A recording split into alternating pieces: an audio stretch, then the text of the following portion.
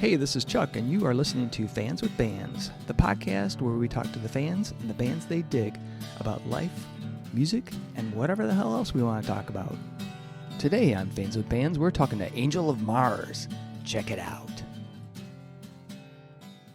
Hey, this is Chuck with Fans with Bands, and I'm talking to Terry Ann, Andy, Angie, and Rich from Angel of Mars. How are you guys doing? Good. Great. Awesome. Thanks for having us. Yeah, hell yeah. I'm excited to have you on. And thank you guys again for being on Fans with Bands.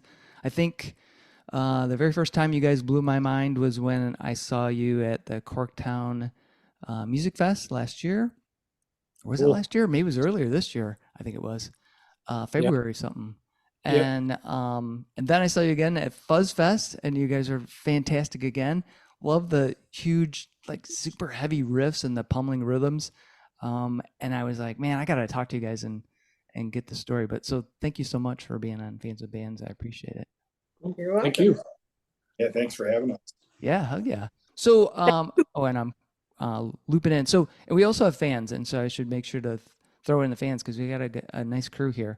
We've got Steven, we've got Jason, we've got Colleen, we've got August, and we've got Kathleen. So how you guys doing? Awesome. Kathleen. Yeah. Is that my other sister? The whole family will be on. It's the it's the whole family. It's awesome. Yeah. Oh wow. Yeah. I don't think I've ever seen them at one gig, but it's good to have them here now. Awesome. So I'm curious, like, how did the band come together? How did Angel of Mars form? Terry Ann can tell that story the best, I think. Absolutely. All right. Yeah, it's all you now. Okay. Well, all right, here we go. So one of my favorite bands of all time is Truly, out of Seattle, long time ago, showing my age, but they have a song called Strangling, right? And I used to listen to that song religiously. So there's a part in there. He's like, "There you are, Angel of Mars," and I'm like, "That's it. I've got to have a band called Angel of Mars." and that was Didn't like, matter what kind of band. no, it did. Absolutely, it did, because I lived out in Oregon. And I was huge into Doom because I lived in Eugene, Oregon for 12 years. And hello, Yob, Mike Scheit. That's Eugene, Oregon. The huge Doom community out there. Yeah. So anyway, I wanted to start a Doom band. Oh yeah, there's August. Wearing an Angel Mars t-shirt. I don't know. Yes. And oh man. I don't want to show my boobs, but I'm wearing my my Bloody Butterflies t-shirt underneath my sweatshirt here. So I always had this concept. About 10 years ago, I wanted to start this band called Angel of Mars, and it just didn't really work. I mean, it was really, really hard to find anybody that wanted to do Doom. Wanted to do that type of C standard tuning type of thing. So it was Rich's birthday and that was about, Rich, what was that, about 2 years ago? 3 years ago. It was like 2019. Yeah, 2019. October. I was at his birthday party. Pre-COVID. Yeah, and I brought up to Rich, I'm like, listen, I really want to start. At the time, I was like, I want to start this all-girl Doom band, right? And call it Angel of Mars. And I had already had darling Angie. She was already jamming with Andy and I all. I was like, I want to do it. But Rich was like, well, would it be all right if I join it? Yeah. Like, need a bass player? And then, of course, after he said that, Andy's like, well, you can't be in the band without me being in the band. And so I was like, okay, well, I guess it's going to be, and Angie had no idea about this yet, but but we kind of just made sure she was cool with it. Because her kid was already in the basement. Like we were already jamming she Some keeps other her kid people. at our house. So, yeah. So Angel of Mars just happened, and once we started playing together, I already had a couple songs, right? But Yeah. once we started playing together, it was like butter. It was like butter. I mean, it just naturally flows, and we continue to do that. That's cool. It's so fun, and I I mean, think the first jam that we did, like that we were just messing around, that ended up being was it Siren? Or Yeah. Yeah. and it's Siren and Scorpio, which is a song that we still play. That Nice. it just started with let's just mess around and see what we can do. And then it just blossomed into something cool. And that was like really literally the very first time we got together and messed around. So That's awesome. That's awesome. cool. And yeah, Chris- and through the Looking Glass was like that too, big time. Yeah. Like one of the things that happens is Rich will come up with this. Well, lately, especially, Rich will come up with this sweet ass riff, just this cool, just kind of almost mesmerizing riff, right? And then Angie will run on that with her cool beats, right? And then Andy will go off into another planet per usual, and then I just try to get him back to Earth. So that basically We're what all out in it's space. basically what's happening here.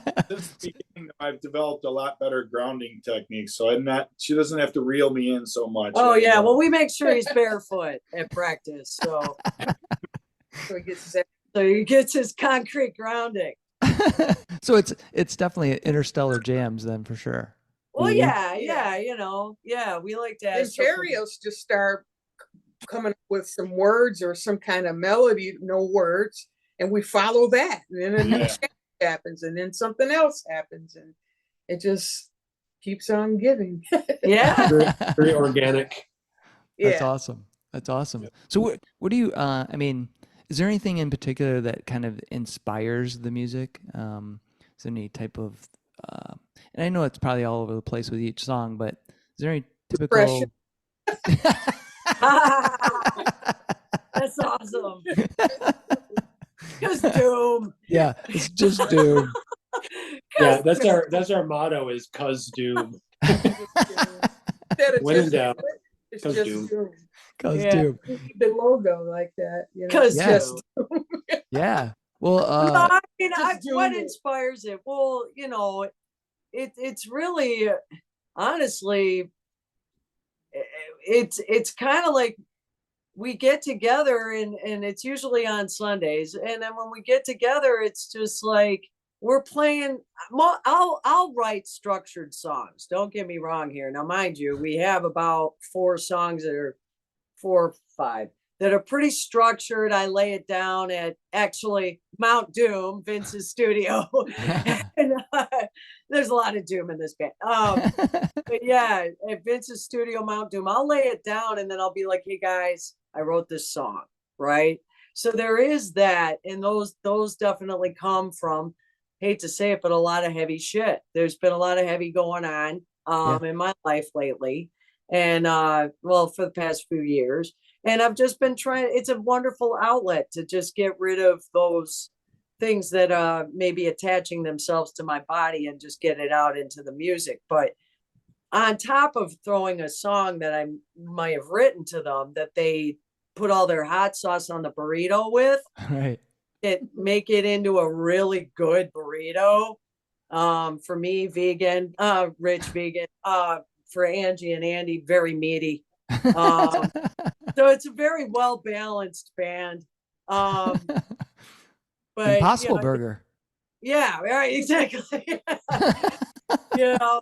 But and then once in a while, like after that, Rich will come up with this riff, and then we've written a song together, and there's quite a few of those, Awesome. especially the ones that we're in the studio about now. Those all were full collaboration, improvisation.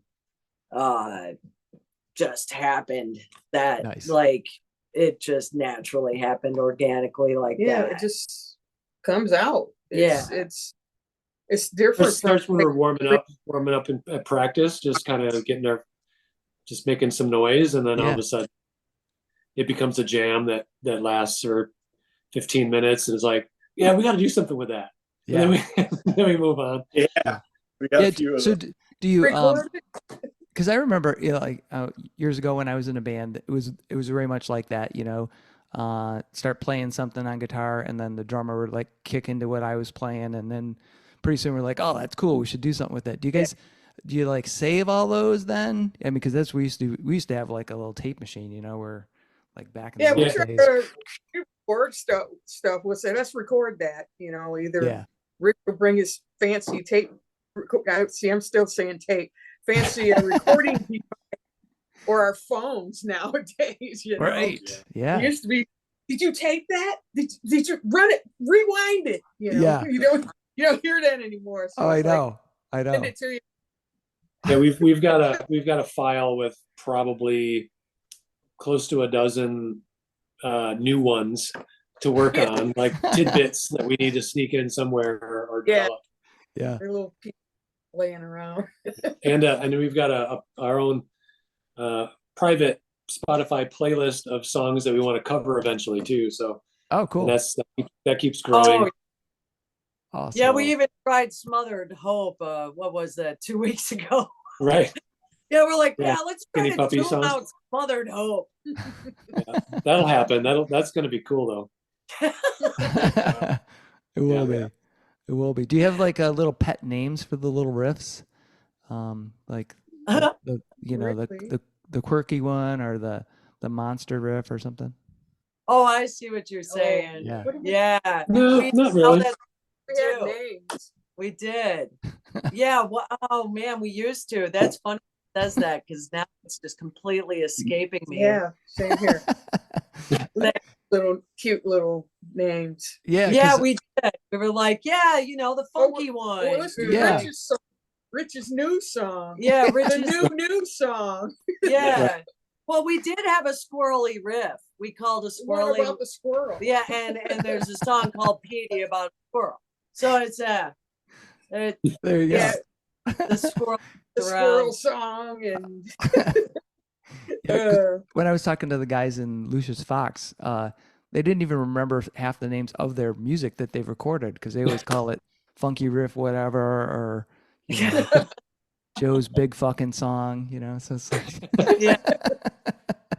Yeah, totally. awesome. I think it took me a while to memorize the names of the songs after we had them written. They would be calling them by the titles, and I would be like, "Oh, this one." I had an association in there. You're right. Right, right. Yeah, how that does one- this one start? yeah. How does this one start? Oh, You yeah. started, Rich. Oh yeah, Awesome. So you started. Let me write that down. Rich starts. Yeah. Terry Ann. And And that's- Kelly joined us too. I just want to say hey to Kelly.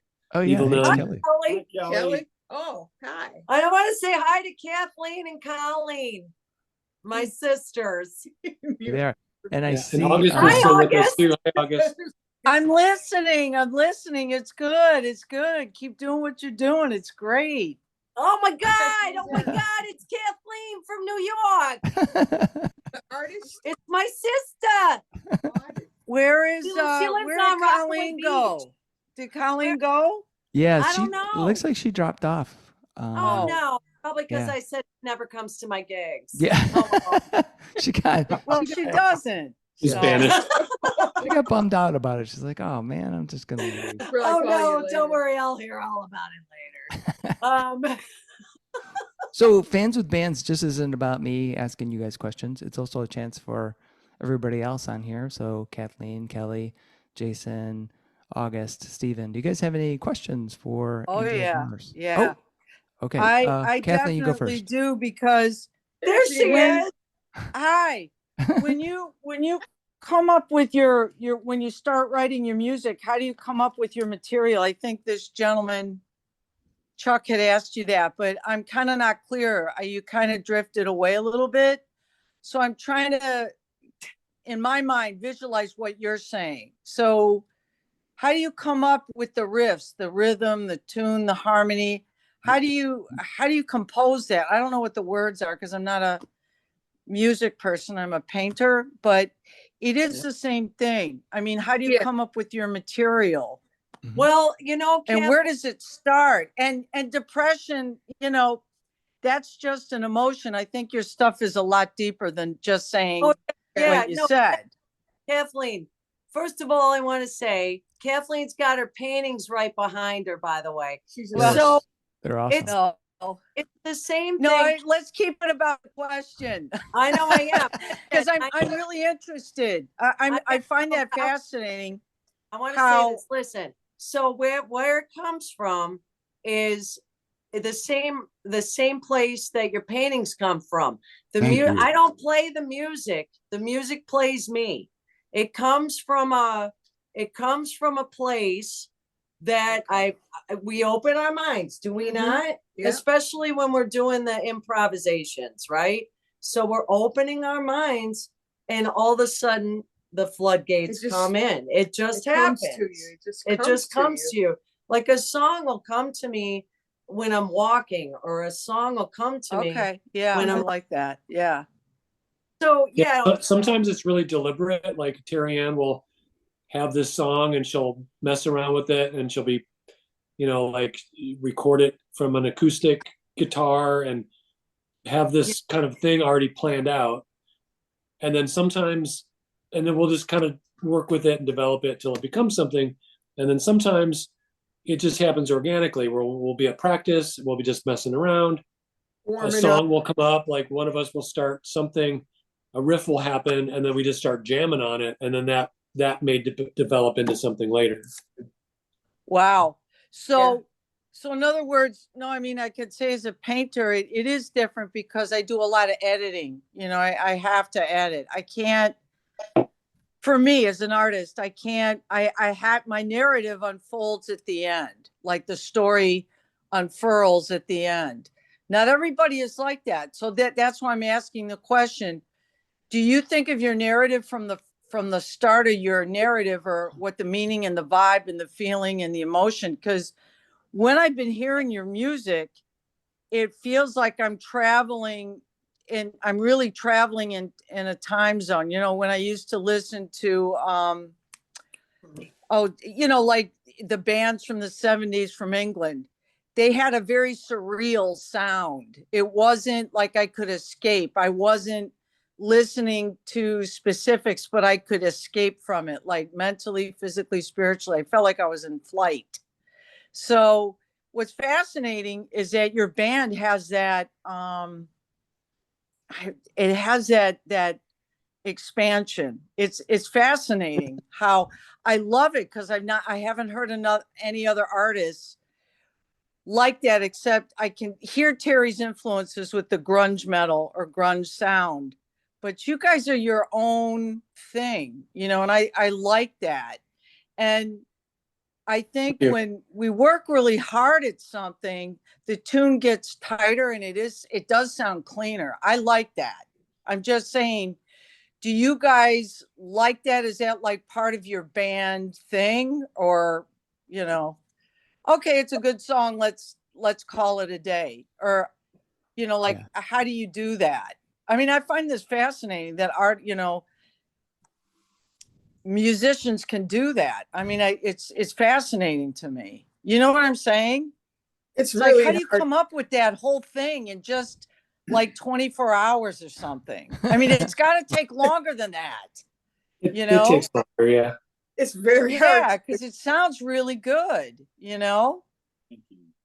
it might take, like a month's worth of practices just to get Right. the footing.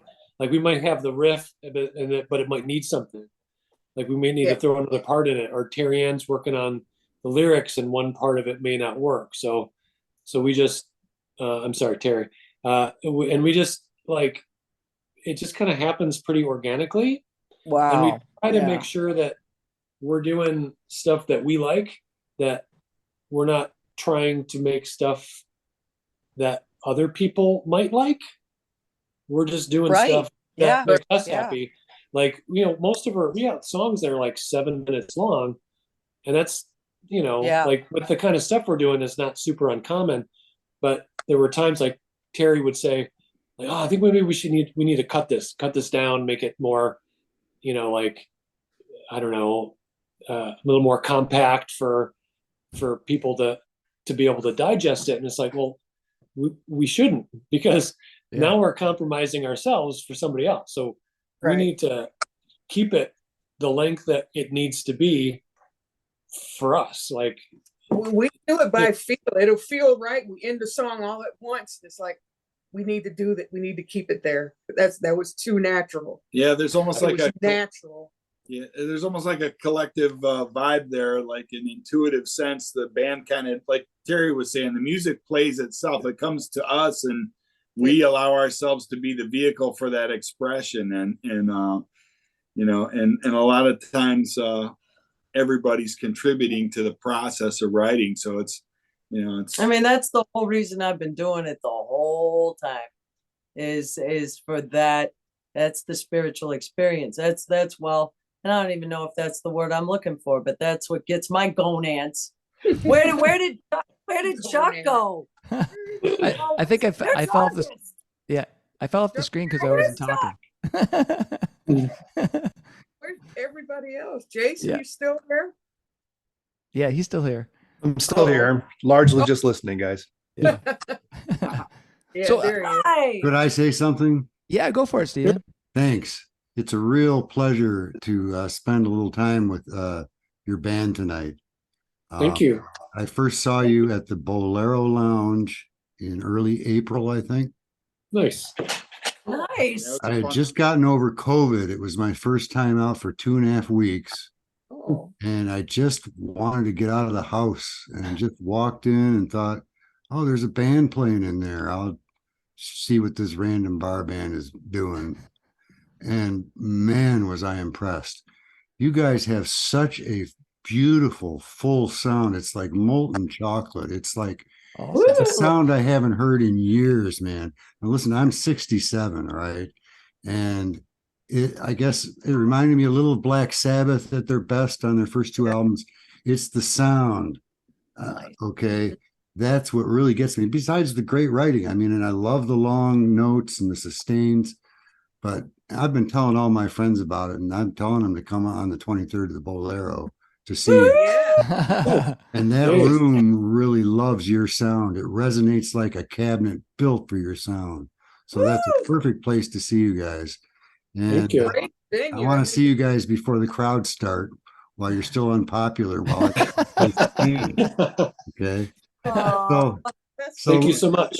so I mean, after that gig, I was so impressed. I walked around and looked at all the pedals you were using, because I know that you guys have really specifically chosen the sound you want. And I see a more specific discernment in the use of pedals you use than most people. right. The And whole then music Terry, your is husband's playing a guitar I've never seen before. It sounds fucking great. Such a great balance of sounds, the deep drone and the fuzz leads and your rhythm, Terry. Hey, you're a great band. All right. I Thank have you. a question though. And Yeah. basically I'm a saxophonist, but I'm a bass player as well. And I want to ask Rich a question. Yeah, sure. I'm not as good a bass player as you, but I was really impressed at, excuse me, I've got to turn off something. I was really impressed at the sound you were getting out of that Eastwood Map bass. All right, those are good basses, and I like them because you can play some nice high chords with perfect intonation on the high Right. strings on them. But generally, I don't think they have a lot of sustain. Basically, I was wondering how you achieved that deep sound on your Map bass. What were you using to boost that? Because they don't know it sound that way. Yeah, I use a Electro Harmonix Big Muff Pi for bass. Okay. Uh-huh. And what else did I have?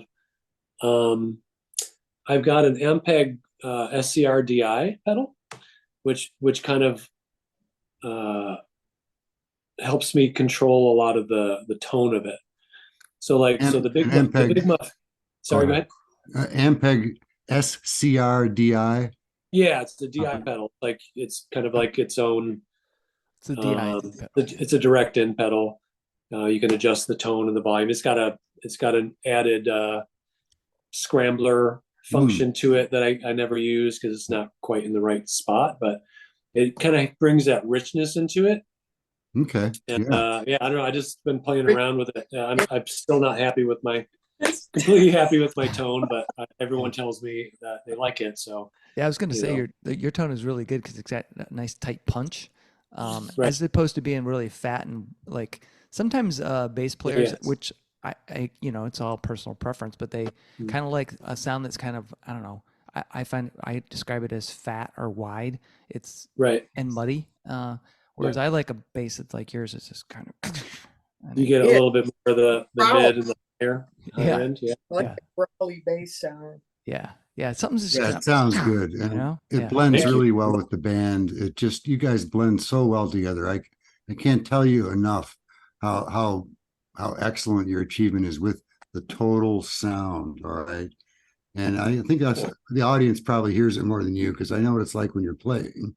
You don't Right. really hear it. You're playing, but good job. Yeah. I'm gonna come That see means you again. a lot to me because I listen for that stuff when I'm listening to other bands. I'm listening for the sound.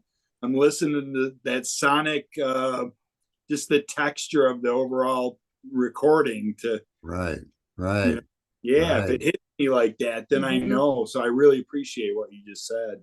Yeah. And I can tell, Terry, you're real sincere. Your vocals, you're right there. It's Yeah. just it's awesome. I just love Aw. your band. I love your band. And I'm a jazz musician. I worked with John Cage. This isn't even my type of music, but the sound is irresistible. Okay. It's just like, Aw. Awesome. hey, You're a real musician. Wow. what can I say? Right? Thank Oh, you. Appreciate it. Musician. I Thank you totally agree with what you said. What's that? I heard it said, I wish I could speak like that, but I love what you said. I totally agree. Mhm. Okay, thank You you. capsized it in beautiful poetry. Thank you. Okay, thank you.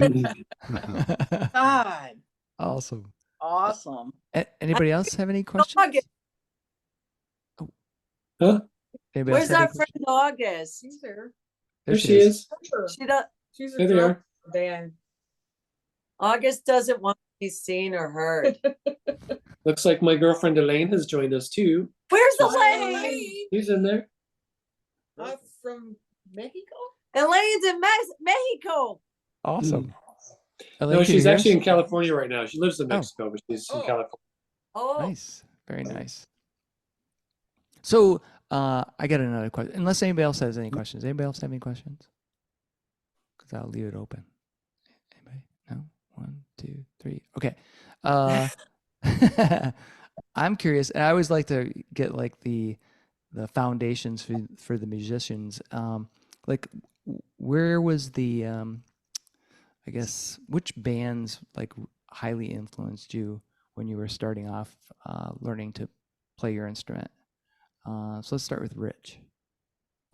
Well, so the weird thing is I got my first guitar when I was 16 and played it badly and never, took some lessons and never really went that far with it.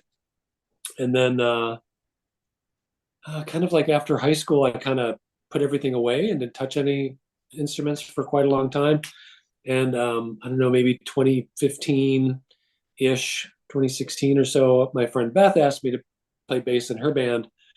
And I luckily my brother had a bass that he perma borrowed from somebody that he let me perma borrow, and and I started playing again. I'm like, okay, this is something that I've needed. And but as far as influences, so I first, back in like the 80s, late 80s, I learned to play bass off of the Cure's Head on a Door album. Nice. So that's a super bassy album, great album. I used to love the Cult, all the everything from Southern Death Cult to Death Cult to Cult. Those were my some of my big ones. But I was also into like a lot of industrial, and I had my phases that I went through. Right. But definitely kind of more in the punk vein for most of it. And but yeah, Joy Division is one of my favorite bands, and Peter Hook, you know, he's an idol to me. Like I want to replicate his bass rig, you know, identically, just to put that together, but don't quite have the funds for that system yet. But I'm trying, you know, getting there. Yeah. But he does the same thing. He's got a bit of the high end. He plays a lot of high string stuff, but he also has a low tone with it too. And that maybe that's where I get that from. I'm not sure. Cool. Angie, how about you? Ooh, it's a lot of them, especially with drums. I was originally a guitar player when I was a kid, but I couldn't get any lessons. Oh, hi. Okay. Here's Andy. Yeah, as far as drums go, I really started getting into Peter Criss Nice. from Kiss, and then John Bonham, and the John Bonham thing really took off. Just that big bass drum sound. That's why I have a 26-inch kick. Hell yeah.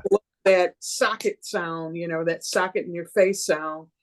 And I went on to Neil Peart from Rush, and I really got into the prog rock scene in the 80s, and various other bands I grew up with as well. I had multiple genres growing up: funk, blues, rocks, classic rock, then the metal scene.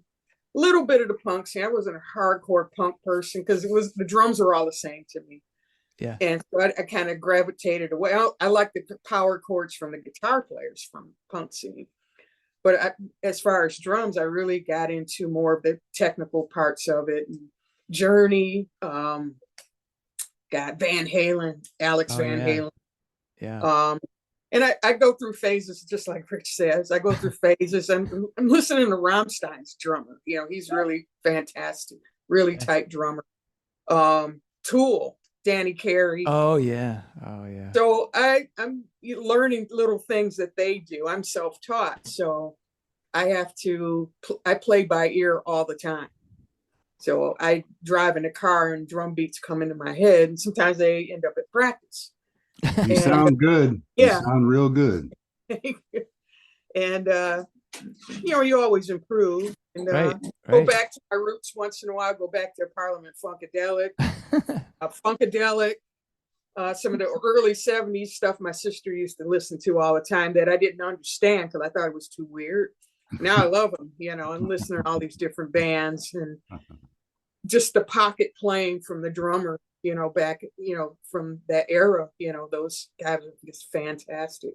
Bootsy bass playing. He was always on the one. That's what George Clinton always liked about Bootsy, and it changed their sound dynamic after that. But drums, it's all over the place. I'll listen to Tony Williams. He's a jazz drummer. Yeah. He does cool stuff with his hi-hats. So that's stuff I pick up on from different genres of music. Cool. Awesome.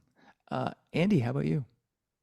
Well, I guess, when you said the question initially, I started to think of the records, my first records that I got. I think the very first record was Kiss Alive 1. Yeah. Me too. That album. That album is so damn good. God, it's great right now. I want to listen to it right now almost. Brother, it's great. Come on, dude. You're the deuce. We used to dressed up like Kiss for Halloween. Oh yeah. I always wanted to be Gene, but never really played bass. I did for a little while, but that's not anyways. So along with like Kiss, there was like Aerosmith, Toys in the Attic, Ted Nugent, Double Live Gonzo, Foreigner, AOR rock type stuff, right? And then when I went to college, I was exposed to like the punk rock world, and that's actually where I met Rich. We both worked at WRB, a radio station at the Orchard Ridge campus of Oakland Community College. So anything that we had playing there that that looked interesting, I would just like if I didn't hear of it, if I never heard of it, I would play it just to see if I liked it. I mean, it was so, you know, Those were grunge days too. That was pretty happening back then too. Oh, During nice. those days, now Yeah. you turned me into a lot of that. A lot And of now- that stuff. yeah, that was like my second awakening, I guess, about, you know, like what I was saying with the Kiss Alive one. As soon as the grunge thing happened again, Same here. it Yeah. felt like I re-experienced my first time listening to Kiss, and I was in heaven. I would buy all the, you know, rare 45s and hunt them all down, and you know, bring them into the radio show and play them, and you know, bands like Mudhoney, of course, Nirvana, Soundgarden, that kind of stuff. But you Yeah. know, like also like Halo of Flies and Helmet, and Helmet. Yes. Yeah, Yeah, I love dude. that. Yeah. I really love that band. Anyway, that's Fuck. so that's a great question. I mean, I could talk on and on about Yeah. music. I'm all over the map these days. I mean, I listen to Same some here. contemporary composers. I listen to Sufi music. I listen to, you know, sometimes just tribal stuff. I'm You always say soupy? sort of genre, Soupy. Yeah. What What is is that soupy? genre? I don't know that. you know. So and I listen to a lot of mantras early in the morning when I wake up. I like to just unwind like that and just start my day fresh. That's really friendly. I got my question. Yeah. So Yeah. I got. Yeah. Are you here now? We're getting Steven's conversation in here. Yeah. Is everybody in? Yeah. What about you, Terry? Yeah. Terry, how about you? Oh, hi, Chuck. Hey. Hi. Okay, so my story's a really interesting one. So, all right. Well, I got a guitar when I was 16 too. And then I got a boyfriend who smashed it on stage. They were a band called Degeneration. And anyway, we won't go into that. So I put down guitar for a little while. And but I've always been a singer. I used to sing opera in high school. I did the solo and ensemble stuff and all that. Yeah. Nice. But later on in life, I got another guitar because I moved to Seattle, you know, because I obviously, as my sister said, I of course I loved the grunge time, right? Yeah. But why did I love the grunge time? Why did I love Mudhoney? Because I love the Stooges. And it is so freaking obvious that they do too. Yeah. And so what I got from that was, oh, I want to go to Seattle because they need more Detroit, right? So, you know, like that was just because I was always wanting to be like a musician everywhere I went, right? It started a band wherever I went, right? And that's what I did. So I lived in Seattle for about a couple years, and then I ended up in LA because Seattle was rough for me at the time, and I ended up in LA, and let's just say I got clean, and during that time period, I worked at a pawn shop on Santa Monica Boulevard called Elliott Salter Gives Instant Loans. And during that time period, I got a guitar, and I was friends with this coffee tender at the time who moved in from New Jersey. His name's Phil. And he lived around the corner from me in Silver Lake. So I asked him if he would teach me some guitar, you know, because I really wanted to play bad. And I knew that he would teach me what I wanted. So the first song I ever learned was I Want to Be Your Dog. Nice. The power chords, you know. Yeah. And that person is Phil Cavano of Monster Magnet. Oh, really? Awesome. Yeah. So at the time, he wasn't in Monster Magnet, but he was an original member of Shrapnel, which was way before Monster Magnet. But I remember the day that he became the guy that was joining Monster Magnet. I was one of the first people he called because anyway, That's awesome. I mean, well, because when this is how I met him. He was a coffee tender, and he asked me and my boyfriend at the time, "What do you guys want to hear?" And boyfriend says Soundgarden, and he said, "Screw them, they suck." And I was like, well, do you have any Monster Magnet? And then it goes from there. Oh. But so that was the first guitar lesson I ever got. And then I dabbled, but I really was just a lead singer in bands usually. I had a band called Heavy Liquid in LA, obviously, right? I love the Stooges. I love Iggy Pop, but yeah, so, but yeah, and then I moved to Eugene, Oregon, because I hated LA, and I absolutely loved Eugene. And when I lived in Eugene, I wanted to buckle down and really learn guitar because I got tired of having to count on other people. I had songs in my head I wanted to write, and I needed to put them down, and I was like, I got to learn how to play guitar. So I buckled down and I learned how to play guitar out there. And my guitar teacher out there, his name is Jason, and it was not anymore, but he was the guitar player for the Cherry Poppin' Daddies. So Oh, cool. that was out there. So it just is the West Coast, though. Mhm. I don't know how to describe it. You can sneeze and it's some star. You know what I mean? Like, Right. it doesn't, it's just how it is out there. So It's a 7 degrees of somebody Kevin Bacon. that did it. Yeah, right. Like, yeah, it's somebody did something, you know Right. what I mean, at some point. So, Right. but that's just part of my little learning story about playing guitar. And obviously I love my power chords, right? And Yeah. and I just run like that. Like, I'll have a song in my head, but once I get home and try to mimic the riff that I have in my head, well, it comes out a little different. But then I just elaborate from that. And I learned all that I learned at a young age that the songs that grabbed me the most had a real simple drive Yeah. behind them. Like, my favorite Aerosmith song is Seasons of Wither. Oh, yeah. Right? That's awesome. So Yeah. think about it, though. Is it really that complicated? Not necessarily. You know No. what I mean? But it's just the But it's way got a cool moodiness to it. moody, yeah, Yeah. like the moody stuff always. I'm like, my dad, who recently passed away, loved amazing moody music. He loved the Moody Blues. He loved, anything with a mellotron, right? Oh my God, right? Mellotron. Oh God, what I would do for a mellotron. I've often told people, if it's okay with, Procol Harum, 10 years. Oh, yeah. and like, I mean, it's always been about the moody stuff. Like, and my sister will, she'll remember too, when I was young, I loved Kate Bush. I loved Kate Bush. And I was always really into, in high school, I was into some real strange stuff at the time that not a lot of people knew about at the time, Right. but that was the stuff that moved me because it was moody. I loved Swans before Swans. I mean, Holy Money, like, Yeah.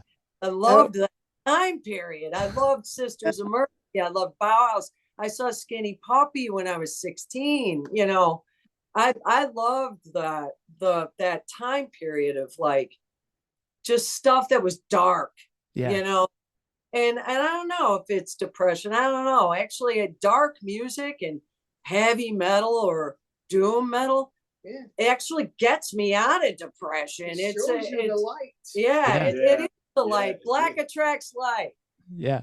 Yeah. Well, that's a good point you make, So- because it's not just a lot of people, there's certain stereotypes about, like, people that are into, like, heavy music or dark music, thinking that those people are either they're evil or and not necessarily evil, but maybe violent or something.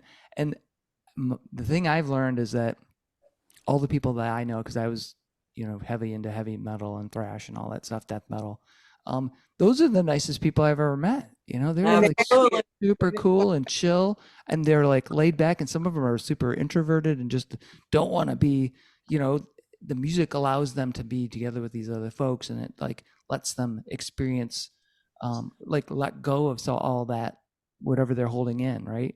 That's Um, right.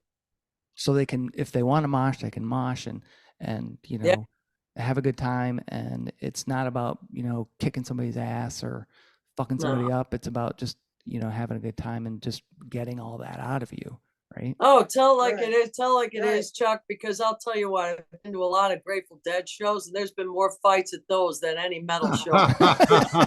I'm, Wait, the Oh, worst is oh, go to a pop country show. it's Go to a well, pop it's country the show. truth. That's Fuck. why I call the Doom community the Grateful Undead.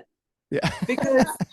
Because I, you know, the Grateful Undead heads, right? Yeah. Because Right because on. because it's such a peaceful atmosphere. Yeah. I've never been to a metal show that I didn't feel 100% like Yeah. I belong. Yeah. Well, when I saw Yob for the very first time, it was like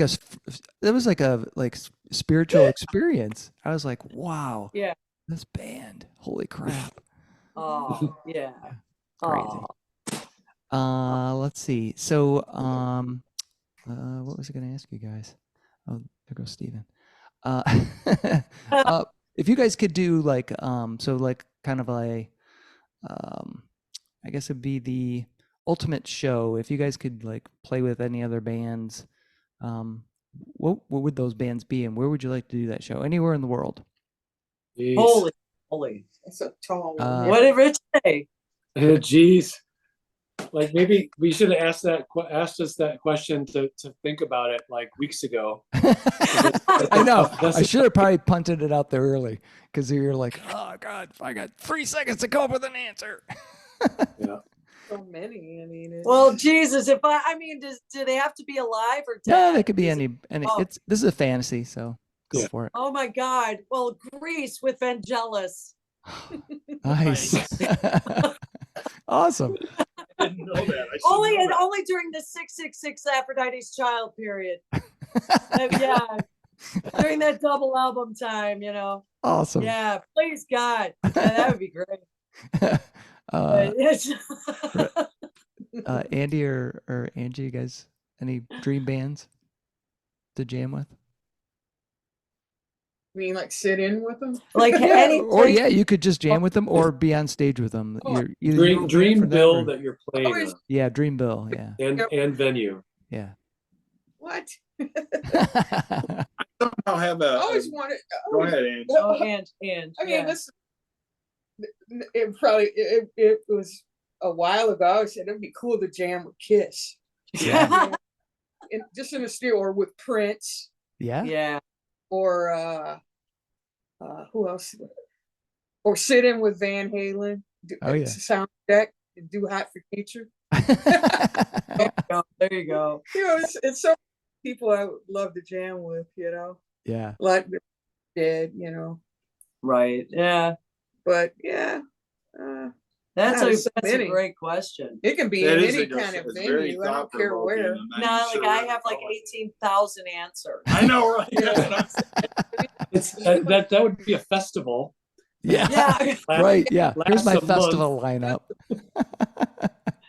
Yeah. 400 bands. Right. Yeah. It's gonna go on for a Yeah, month, so just Yeah. fucking buckle up. Right. Yeah. Sweden, you know, I think it's the Hellfest in Sweden. All right. Oh yeah. Fuck. Yeah. Yeah, Yeah. right. That one. That would be sweet, right? Yeah. God. Anywhere in Amsterdam. Yeah. Yeah. Amsterdam. That monolith on the mesa looks good too. That'd be Oh yes. Gosh. Yeah. I mean, wowie. Yeah. Yeah. we could call it Wowie Fest. Yeah. There you go. Wowie fest. Wowie. I would like to maybe go back and jam with Big Chief, you know, something Oh. like that. Oh That yeah. would be meaningful to me, or maybe my my friend's band Loud House back in the day, or Mhm. MOG Monsters, you know, the Mog Stunt Team, something like that. Yeah. Connecting. Always wanted to play with Kenny K5. K5 on a show at some level, somewhere, somehow, and it's gonna happen. It won't be fantasy when it happens; it'll be reality. But Yeah. Awesome. fantasy on the podcast. Awesome. Well, I know. Oh, I. Why did I not? Hawkwind. Oh. Yeah. Of course. Why did I leave out Hawkwind? It's the whole so reason obvious. Angel of Mars is even the might as reason well I'm say alive You might as is well say because of magnet. Hawkwind. I said you might as well say magnet too. Well, there is no magnet without Hawkwind. Yeah. Sorry, Phil. Yeah. No, actually, that's true. No, but it's true, right? I mean, Yep. yeah, true, it's it's like true. or Atomic Rooster, or like, all that. Yeah. I won't get into that, but yeah, enough about me. Richard, do you think Let's of talk anybody you about want to me. jam with? What? Yeah, I mean, there's just so many, like I would feel like I wouldn't be worthy of jamming with any of them, but putting a dream show together with, I mean, shit, you name it. Yeah. I love to see the Ramones again. They're like one of my favorites. Yeah. Like, Awesome. yeah, hands down. Like, there's not.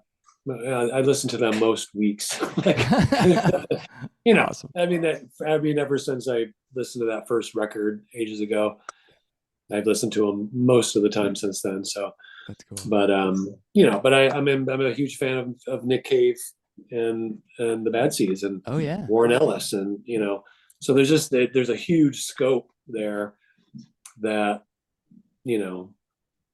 I can imagine putting a concert together where it'd have like Yeah. just the dream festival where I had VIP seats and Yeah, that'd be the thing. just Just a have parking space, but right. That'd Awesome. be Awesome. So anybody else have any questions for Angel of Mars? No? Oh, Kathleen, you're muted if you were trying to talk. Where's Petey? where's Petey? Petey might have some questions. Yeah, I don't see PD on Probably here. off at the Caju Cafe. Oh yeah, Yeah, yeah. Does yeah, that. Petey. There's Kathleen. Take him Yeah. anywhere. I know. That's just Petey. I told him when we were doing this. He's always late for the party. But then he becomes the party. So Oh, there you Yeah. go. kind of a win-win. There you go. Yeah. Yeah, but what's Chuck up to these days? I like seeing your face. So let's see. Well, what have I been doing? So I just got back from the UP. Went to Awesome. the Humongous Fungus Festival in Woo! in Crystal Falls. There's an 80-acre. You can't actually see the mushroom; it's underground, obviously. But it's 80 acres in size, and it is 2,500 years old. So, Oh, yeah. So they have this, but the festival sounds like it'll be really cool, but it's really just this small town festival where they have a little parade, and I think they had a Journey cover band playing, and little vendors market and stuff. So did that. oh, sweet. Yeah, and then we were just hanging out up north talking to I think brewers. Petey's here. Oh, is Oh, Petey here? oh. Well, Where's Petey? uh-oh. I think, oh no, Petey showed up. Oh God. Oh man. Well, we can't take him anywhere. And I'll tell you, this Petey is, I can't even put any bird food out or anything. And it just, he goes everywhere we go, and there's nothing to do about it. It's just the way it goes. So for everybody that cannot see this because they're going to be listening to it, Petey is a gigantic squirrel. Apparently some kind of friend of Angel of Mars, who's out of hand. It's clearly out of hand. He's totally. Yeah. Yeah, he's like, he's a little Petey with the black hair, wide face, bushy tail, and side. Now, why haven't I seen Petey at a show? Yeah. Well, because he's shy, I think. I think he knows we're going to sing the song about him. And he's like, I don't want it to be about me. I mean, I could be wrong, right, Petey? Petey's just not in his head there. Oh, Petey. God, Yeah. Petey. Go. Awesome. Yeah. But I liked it. You were talking about Chuck. You were talking about this mushroom underground. Yeah. Like Yeah. You it's know, blowing my mind. so actually where you were living in Oregon is the largest one. It's 300, Oh. 380 hectares. So Oh, whoa. gigantic. Yeah. But it's all like a single DNA organism. Whoa. That's been around. I think the one in Oregon's been around for, I don't know, 5,000 years. Yep. Holy moly! Where's the one in Oregon? I'd have to go do a Google. I can't wonder if remember. it's near Yachats because they have Sounds that like it's all huge- over the place. Yeah. Oh yeah. Well, You're that's standing on it. Yeah. Yeah. Yeah. It does. These things do grow naturally in your Yeah. backyard. There's So we no were doubt. we were on this search for trying to find like unusual festivals, right? So we and we saw this and thought, all right, we're gonna go up there. And then we ended up getting like, so it was almost like the mycelium, which is that interconnection between the mushrooms, and the mushrooms actually talk to the trees, and the trees talk to the mushrooms. I love it. But Yeah. part of that like sort of occurred with us because we've met some people, and we do like a bunch of beer stuff. So we're going up to talk to the folks at Barrel and Beam. They do like open fermentation, which is like just let wild yeast come in and ferment your beer. But they had Oh, wow. talked to these dudes that are really cool name for their company called Myconaut. So myco as in fungi, and not, traveler. So Oh, and they do they make like you can grow your own mushrooms, get the little bag and inoculate it with some spores and create your own mushrooms. But they're also working on research to use fungus to break down PFAS. So there's all this pollution from those yeah. forever chemicals, like right in our lake, or not in the lakes so much yet, but the rivers, Huron River's totally polluted with it. Anyway, Yeah. there's no real way to break that down. But those are carbons, and they're doing research on mushrooms that will break down. So, little side thing, Northern Michigan University up in Marquette has been doing research with hemp, to use hemp to pull PFAS out of the water. But then the plant's toxic. So then they're looking at the mushroom to break down the plant, to break down the forever toxic chemicals. Oh, that's awesome. Yeah, Yeah. it's wild. This technique has been used very effectively in Washington State by Paul Stamets. Oh, He's really? cleaned up lagoons that have been unfishable for years and literally restored it more prolifically in terms of biological life than before. The oysters have reappeared, the water clears up, mushrooms pull out toxins, the mushrooms are eaten by animals. It's just amazing. Yeah. Yeah. I've seen this technique used as well in Florida. There's a lot of septic tanks that leak down there. And if you put rows of fungi downstream from the leak, you literally will pull the E. coli out of the ground.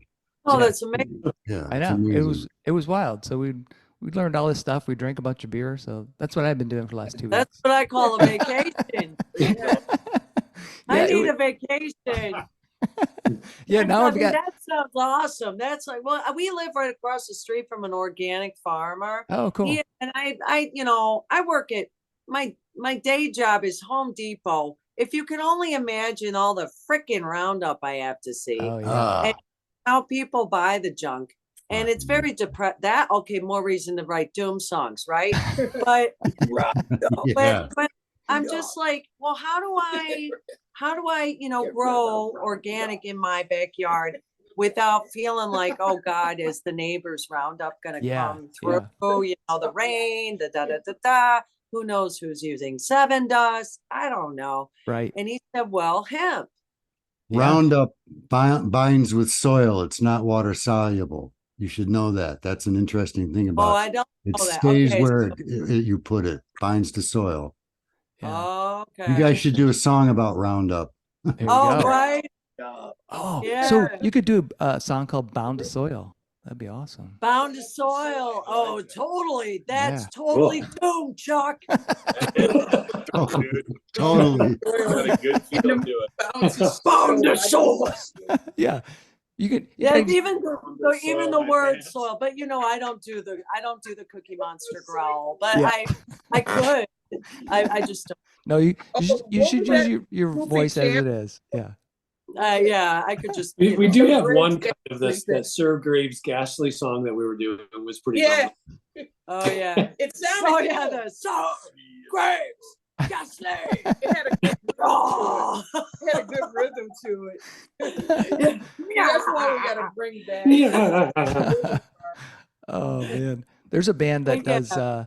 I don't know if you know them. They're from Lansing. They're called Centenary. They're a death metal band. But they do a song called Sir Graves Ghastly.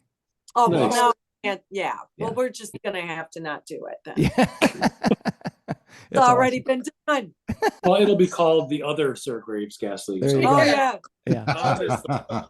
They also have one for Kolchak. Remember that 70s show with Darren McGavin who did like Looking for Monsters. It was Kolchak. Oh. Remember? Kolchak. Oh, I Yeah. remember that. Yeah. Yeah, he was a Yes. reporter, remember? And he'd go looking, he'd Yeah. find vampires, he'd find like Dorian Gray. And, yeah. Oh, I love it. Yeah. Yeah, I mean Kolchak. that one, I was more of a Lidsville girl myself, but yeah, I kind of got lost with the mushrooms. There you go. Yes. Well, I liked all those psychedelic weird shows. Hot Fudge. That Yeah, was a Hot big Fudge. one. right, hell Hot yeah. Fudge coming at you now. And Yeah. what was Banana Splits. yeah, Banana Oh yeah, Splits, banana splits. Yeah. HR Puffin stuff. HR puffin stuff. Yeah. Yeah. Oh, they were on drugs for sure. Oh, Yeah. God. It was all messed up. For sure. Yeah. They were- must have been from Oregon. Yeah. And it was a dark show. It was really dark. It was. It was Wow. crazy. Yeah. Yeah. Wow. Well, I mean, guys- you We know, were kids. You didn't we care. were lucky. We all of us, don't you think we kind of were blessed with the sweet spot? Thank you, Kelly. Like we totally got the sweet Mhm. spot of all the cool shows and all that stuff. You know Yeah. what I mean? Like Yeah. I think we Oh, we I were didn't pretty see- blessed, Oh, yeah. 'cause Mhm. For if sure. it wasn't Bugs Bunny, it was like, I mean, some really tripped out shows, man. You know? Yeah. Oh yeah. Oh, I yeah. mean, but then we got Three Stooges and all our parents' stuff, right? Like on top of that to boot, That's right? right. So Well, pretty guys, blessed. I want to thank you so much for being on Fans with Bands. I got one last question, and the question's for everyone, but it starts with the band, and that is pineapple or no pineapple on pizza? Angie. I'm fine with it. No. No. No. Andy. Oh, for sure. Pineapple on pizza.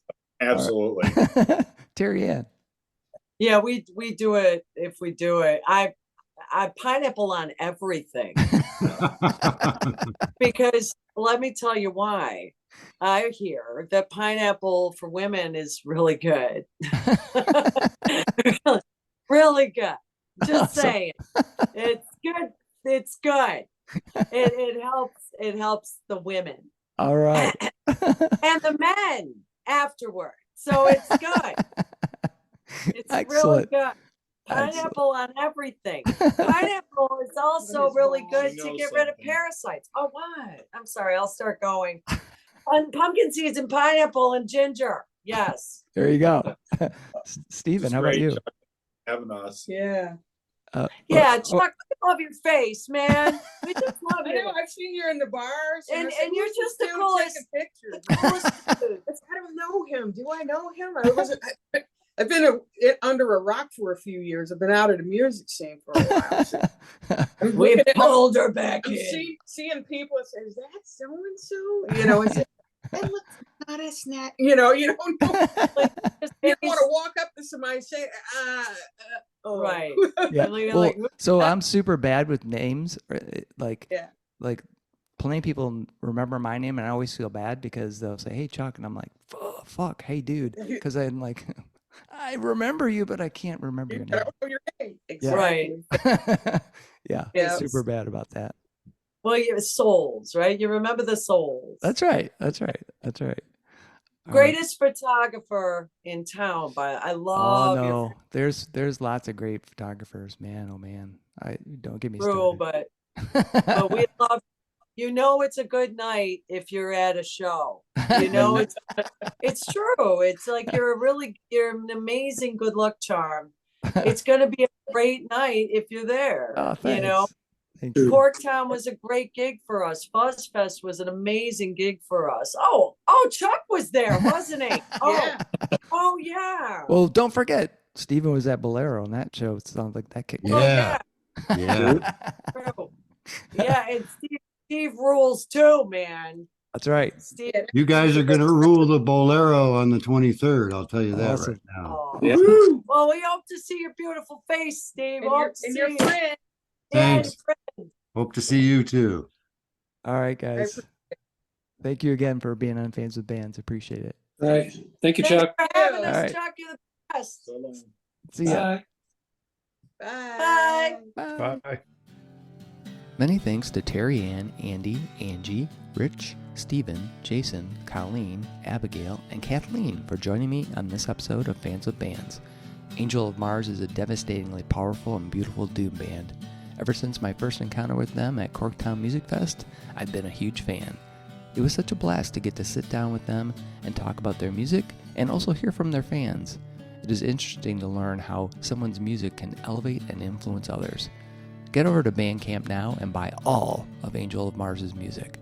Watch their socials for the upcoming shows. See the show notes for all the details and links. Bands are nothing without you, the fans. Purchasing music and merchandise is critical to their survival. If you can help out your favorite bands, please do. If you're in Michigan, consider following the Playing in Detroit Area Tonight and SE for Southeast Michigan Music Facebook pages. They are fantastic places for fans and bands to support each other and share our combined love of music. Thank you all so much for listening. Be sure to hit subscribe on your favorite podcast service to get each and every episode of Fans with Bands. Spread the word by rating the show, telling your friends, telling your neighbors, telling your family, telling your priest, tell everyone, and leave a comment. We want to hear what you think. You can keep in touch by following us on social media. This is a Life in Michigan production. Until next time, be well and kick out the jam.